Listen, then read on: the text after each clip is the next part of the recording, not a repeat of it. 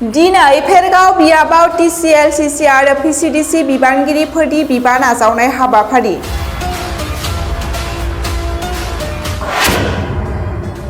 बिक्रम दैमारिखौ भेरगाव बियाबनि TCLCCनि बिबान होबाय।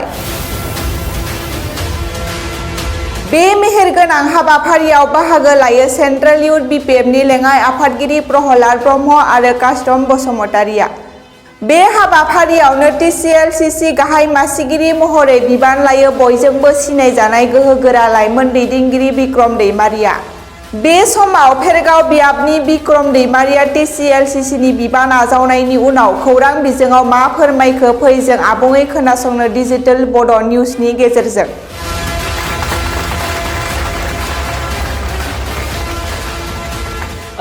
गिबियावनो आङो हाग्रामा महिलारि सार बिथांखौ गोजोननाय बावहरदों। नंगौ मानसिफोरा हाग्रामा महिलारि सारखौ रागा खरा होनना बुङो नङा होमबा बुंनो नागिरो, नाथाय हाग्रामा महिलारि सारा रागा खरा जानो हागौ, नाथाय बिनि गोरबोआव अननायजों उसिफावनाय। बियो माब्लाबा सोरखौबा रायो आरो अननायजों गावनो नागिरफिनो।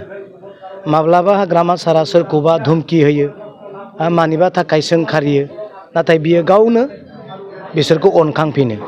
बेबायदिनो उपजुक्त नायनानै दिनै हाग्रामा महिलारिया आंखौ हाग्रामा महिलारि सारा आंखौ TCLCC चेयारमेन हिसाबै बे समस्थिखौ नायनो दायित्व होबाय।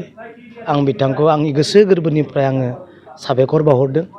आरो नोंथाङा सोंनाय आरो बुंनाय बायदि जोङो बे BTCखौ जोङो बासायनो थाखायसो जोङो जुजिदों आरो गोजौ फारसे जौगाहोलांनो थाखायसो जों बे BTCखौ जोङो नाजादों।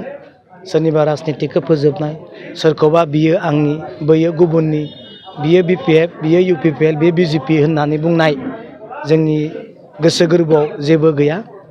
मात्र जोंनि थांखिया बेनो BTCआ गोजौ फारसे आवगायलांनांगौ। हाग्रामा महिलारि सारा बुंदों नोंथांमोनानो सानसे समनि मोजां लिडार जानांगौ। जोंहा आरो बारा गोबाव सम गैलिया। बे BTCखौ दैदेननांगौआ सालायनांगौआ नोंसोरनि दायित्व होननानै बुंदों। बेनिखायनो आं बे खोथाखौनो बुंबावदों, गुबुना हाग्रामा महिलारि सारखौ रागा खरा होननानै बुंनो हागौ, नाथाय हाग्रामा महिलानि गोरबो गोसोआ दिनै अननायजों उसिफावनाय। माब्लाबा रायगोन, माब्लाबा अनगोन, माब्लाबा सोरखौबा धुमखि होगोन, बेखौनो बिथाङा सारा नागिरफिनो। बेबायदि अननायजों उसिफावनाय मोजां लिडारखौ जों बयबो नागिरो आरो जों बिनि सिङावनो थानानै खामानि मावनो जों आवगायलांगोन। आङो मावलांगोन। जेसेबां समस्थियाव फान्डफोर फैयो बेखौ रायजोनि थाखाय मावलांनो नाजादों आरो फ्राय गोबां खामानि बे भेरगावआव सारा आंनो हरदों। गुबुना मोनहास'वाब्लाबो सारा अननायजों आंनो एसेब्लाबो बारा निस्सय हरनो हागौ। खारन जोंहा बेयावहाय MCLA बिदिहै गैया, EM बिब्दिहै गैया। बेनिखायनो आसा खालामदों हाग्रामा महिलारि सारा बे भेरगाव गोग्लैसोनाय समस्थिखौ नायगोन, बयखौबो समान मेगनजोंनो नायगोन। नाथाय जोङो नैबे भेरगावआ जिहेथु जोंहा MCLA गैयै हिसाबै मोजां नोजोर होगोन होननानै आं आसा खालामो। बिदि जेबो सानाखै। सारा जेखौ बुङो बेखौनो जों लायो, सारा जि बुङो बेखौनो जों मावो।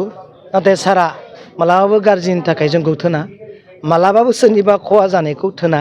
बेबायदिनो टिकेट मोननाय मोनि बिनाय गैयै आंनि फारसेनिफ्राय सम्पुर्ण हाग्रामा महिलारि सारनि सायावसो भरसा। बेफोर उननि खोथा। जों समस्थिखौ जोङो आवगायहोलांनोसो जोङो नाजादों। बेखौ जोङो बुंब्लाबो जेबो फिथाइ थाया, बुङाब्लाबो जेबो अरजाया। आं दाखालिबो बुंदों मोननाय मोनैया मोनसे गावनि मोननांगौ सम्पतिखौ सोरबाया नागिरखागोन। बिफानियाव गावनि मोननांगौखौ सोरबा बिख'गोन। माब्लाबा जों बेबायदिबो नुदों गावनि सोलिनो हानाय आरो खहा जानाय खहा जायैखौ नायनानै थैनायसिमबो बिफाया गावनि सम्पतिखौ गावनियावनो दोनो, मालाबा बिबाबो होआ। बिनिखायनो मोननाय मोनैया जोंनि सायाव नङा आरो जों बादाबो होनो हाया। दिनै बे गावबा गाव मोननांगौ मोन्थाय हिसाबै गावसोर नांनानै लागोन आरो होनाया बिगोमानि खामानि। जों बुंनो हाया, होआब्लाबो जों जेबो बुंनो हाया।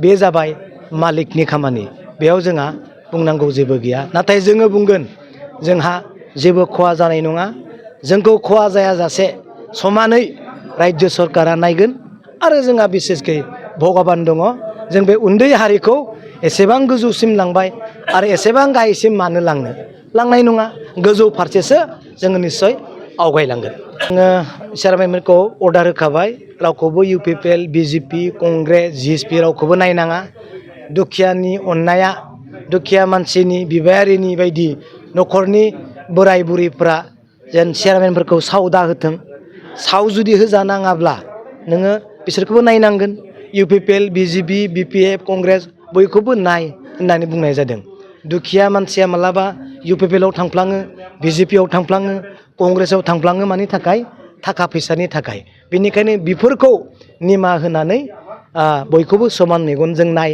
होननानै जों चेयारमेन दैदेनगिरिफोरखौ जोङो बुंनाय जागोन आरो बुंखाबाय बेबायदिनो थांगोन जोंनि मावनायनि सायाव जाबाय जों जेसेबांनो मोजां मावगोन 15 नङा 20 नङा गोबां बोसोरसिम BPF आ थांनानै थागोन बे मावनायनि सायाव रायजोखौ अननायनि सायावसो बियो बिथाया गसंनानै थागोन